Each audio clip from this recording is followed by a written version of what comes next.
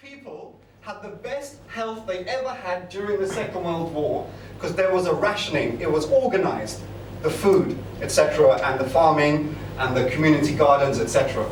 So while the British had the best health ever in the Second World War, the Indians were suffering millions upon millions upon millions of people dying. But the Indians also recruited, hundreds of thousands died in the Second World War against fascism. You know what the British called Joseph Stalin at the time? Uncle Joe. Uncle Joe. And I don't think there would have been rationing for the British people if it wasn't for the example of socialism of the Soviet Union. Because while people were suffering unemployment and misery in the 20s and 30s, the Soviet people were advancing to full employment, education, health. You can not like Stalin, I don't mind. You can hate Stalin, you can disagree with whatever, but the facts are the facts. The Soviet people accomplished these things. It inspired all the people of the world, especially the poor, the workers and the peasants. The Soviet and the anti-fascist forces across the world, they were victorious. The stories of that resistance are incredible. It's written in the stars. So imperialism wasn't a bit of a problem at this time. There's not only the Soviet Union, but there's also East European socialism now. And also in China, and in India, and across Southeast Asia. Ho Chi Minh is fighting with the Communist Party of Vietnam. He helped. I mean, there's so many stories I go into. I can't go into all of the stories. But one crazy story is that the British, they repressed the Vietnamese revolutionaries, including Ho Chi Minh's forces in Vietnam, who helped them defeat the Japanese fascists, right? But because the communists in Vietnam were the most powerful in 1945, and they've had the most support in Vietnam, the British were imprisoning the Vietnamese communists and releasing the Japanese fascists to oppress the Vietnamese communists, right, after the Second World War. Crazy stories. But anyway, so imperialism had to find a deeper and greater unity to face the Soviet Union, the new socialist countries, and the new wave of anti-colonial struggle. Every time these imperialists have gone to world war, half the world turned socialist. The First World War, 1/6 of the planet turned socialist, which was the Soviet Union. Afterwards, again, China turned socialist, East Europe and other places were in ferment. So they needed to build the North Atlantic Treaty Organization to attempt to contain the Eastern Socialist Bloc. That was the intention. One of the first secretaries of NATO said, he summarized NATO in one very short sentence. We need to keep the Russians out, we need to keep the United States in and on top, and we need to keep the Germans down. That was the basic strategy of NATO. I've got 5 minutes left to go from the 1940s till today. So I'll do my best. The first major war that galvanized the NATO countries was the Korean War, between 1950 and 1953, where Mao's forces and Stalin's forces assisted the Korean revolutionaries in opposing this imperialist war, which was actually rubber stamped by the United Nations. Britain and the United States killed 4 million Koreans in 3 years. 4 million Korean people were killed by the British and the United States in the Korean War from 1950 to 53, which partitioned Korea and is still partitioned today.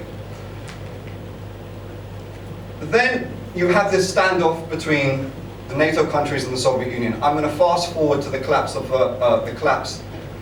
the Soviet Union. After that, we were told that peace will reign on earth after the Soviet Union was destroyed. That the people of the West will see a peace dividend. Your living standards will rise. They told us from the 60s, 70s, 80s, this is the evil empire, the Soviet Union. We just need to get rid of them. And the people of the world will be free. And they'll have better rights, and better political rights, and better social rights. The Soviet Union and East European countries, socialist countries disappear. What happens?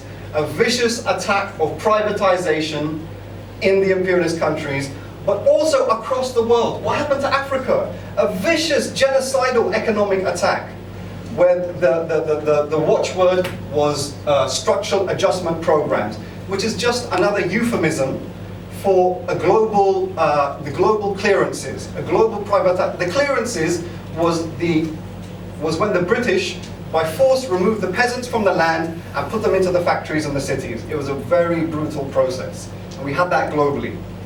But then you still had Yugoslavia on the edge of Europe. Oh my God, a socialist country, kind of, still remaining in Europe.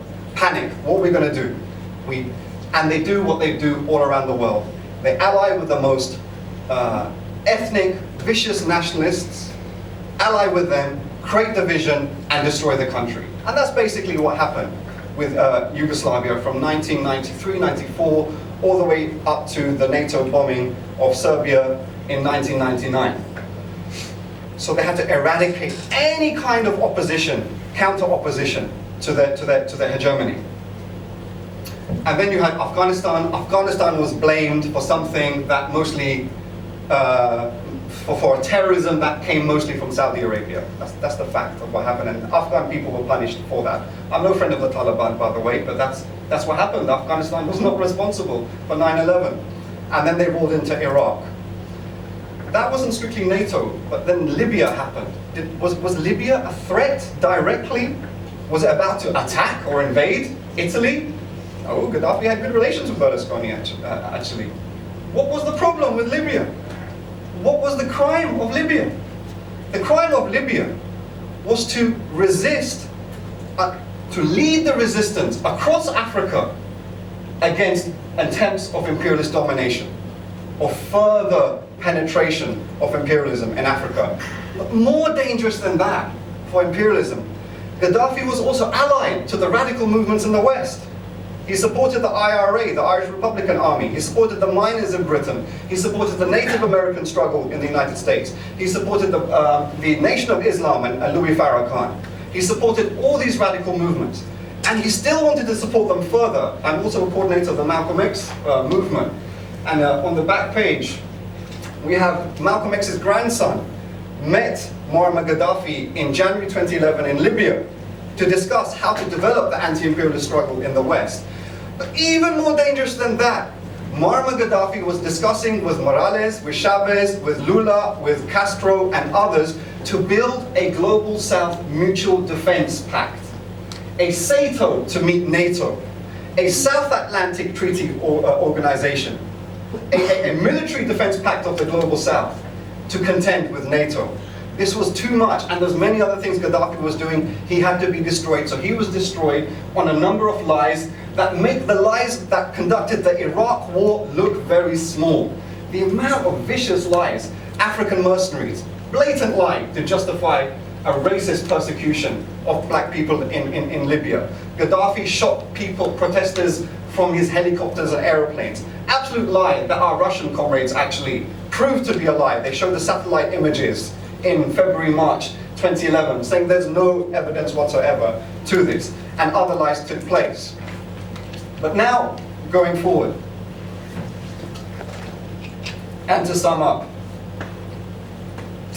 the crisis is definitely deepening. We can all see it. Actually, the contradictions are intensifying week by week by week. This is clearly what's happening.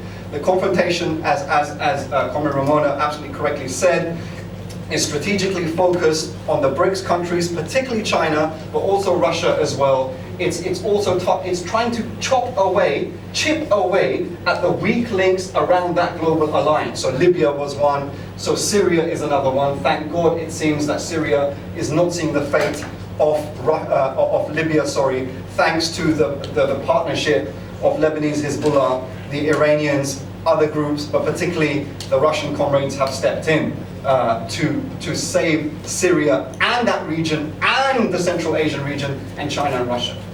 I'm just going to finish now. So now what we're facing is a similar situation to the 1930s. Racism and fascism is on the rise again.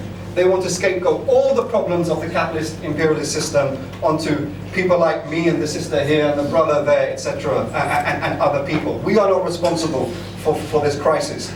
But we will come to Europe because Europe is the source of our misery. And you cannot have a fortress Europe to keep us out after oppressing us for 500 years. It's not going to happen. Malta, you're going to see more black faces, get used to it, right? And so this is the challenge that we have today, is to return to this unity, to develop the anti-imperialist unity, the anti-imperialist socialist unity across the world, to work closer with the ALBA nations, to work closer with Venezuela and Cuba, etc., with South Africa and Zimbabwe, the Russians and the Syrians, etc. The time is now. The contradictions are intensifying. You may not feel the pinch necessarily yourself all the time, but look outside your window, look on social media and in the news. It's happening now. This is the challenge. We must unite. It really is a case of either we unite or perish. Because don't think the West is going to stay safe from what it's exported abroad. The West is also plunging itself into a deeper and deeper crisis. Thank you, brothers and sisters.